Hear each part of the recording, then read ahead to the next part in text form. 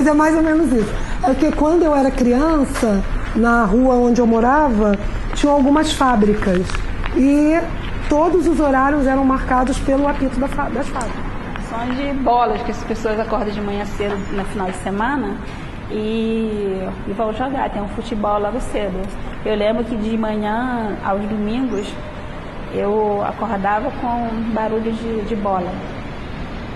Eu me lembro da maré do tempo que aqui nessa rua passava um rio. Passava um rio, aí lá na Avenida Brasil que só tinha uma pista e não tinha luz. Esse rio saía, não sei, lá de cima.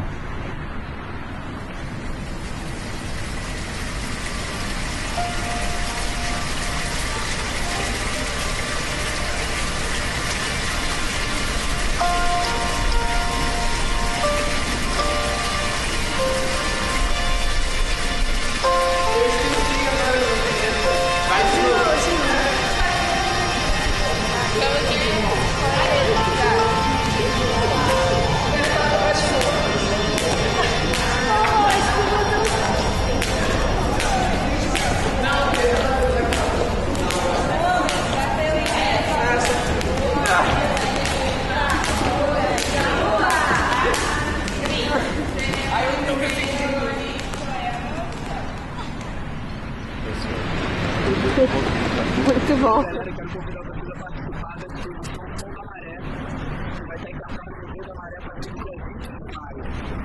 É um projeto participativo sonora. Em paralelo a ele, vai estar acontecendo um passeio sonoro e uma experiência multisensoriais que vai estar acontecendo também na Feira do Flamengo. Se você ficou curioso, entra no site aí para você ter mais informações. Espero vocês aqui.